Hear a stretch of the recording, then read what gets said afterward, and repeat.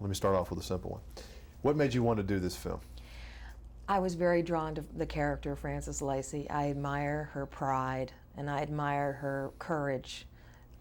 It's not the courage of an extraordinary event, an act of heroism, but it's the courage of day after day, moment by moment, sticking by her family and doing the best she can for her kids. And that's hard. I think that takes a lot of courage and a lot of stamina. There are millions of women all over the world who are the unsung heroes like this Frances Lacey, aren't they? I believe so. I believe they're out there.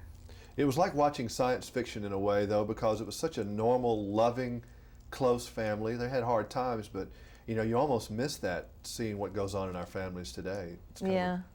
Yeah, the film is set in the late 60s, and the kids do seem different from kids nowadays because they have different issues, I guess, to face nowadays than they do during the time of the film. It was more the struggle to overcome their own poverty, their own lack of education, their own inability to have a father, all those kinds of issues. I think very basic issues that faced them during the course of the film. Did you have a pretty normal childhood? Boringly so, very normal. I grew up in Memphis, Tennessee, and the only thing that was a little strange about my family was that I was born very late in life to my folks. My dad was born in 1900, my mom was in 1907. So in a way it was like having grandparents during the 60s, so that was a bit stressful on both sides. It was so neat watching things like the kids looking at their first television set in the window and things like that. Do you remember such prehistoric events as the early days of television? You bet, you bet. I remember when we got our first TV set, and I remember watching when they opened Disneyland. That was a big event, and the men walk on the moon, and yeah, a lot of old TV shows I used to watch. It's just hard to relate, I mean, to my children even to, you know, they've just grown up with all this stuff and it's just there. You know, and it makes us, I feel like a dinosaur. I feel like Jurassic Park sometimes when these kids, discipline is very important in a family, and it's always a hard thing to decide how to discipline or whatever.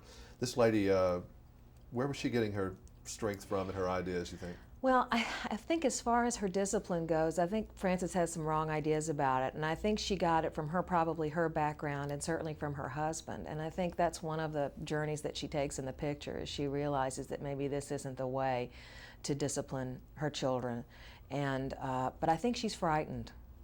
I think she's afraid that if she's not tough with them, that life will be tougher and knock them down. Yeah.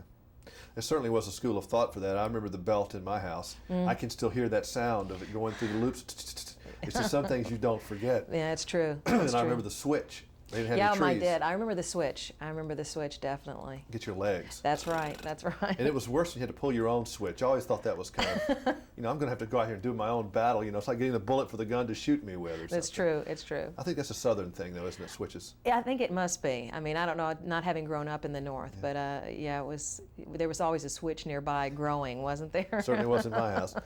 What about you would you change if you could? There's one thing about Kathy Bates that just drives your husband and drives everybody crazy that you would change if you could. That I would change if I could?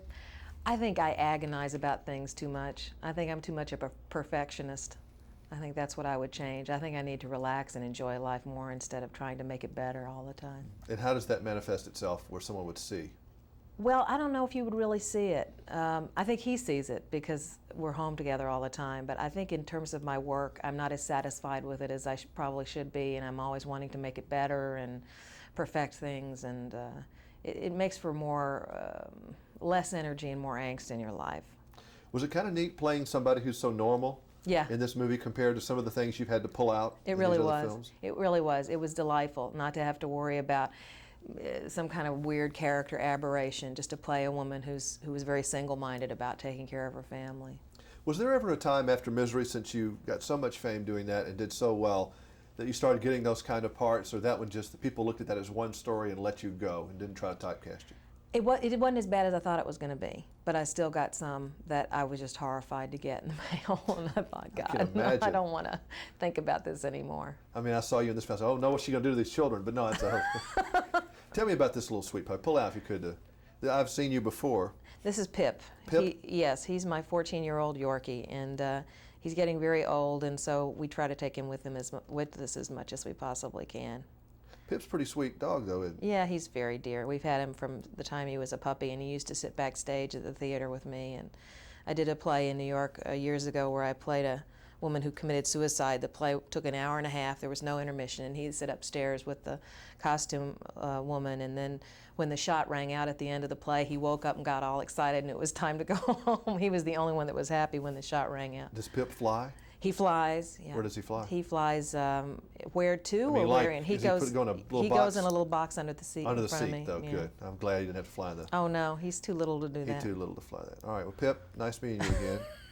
Nice Thanks. seeing you. He's looking for mommy. Nice seeing you too. You too. Okay. Thank you. Did you get a good shot of Pip while we were doing? Petey. Good. That's fine. That's good. Yeah. So you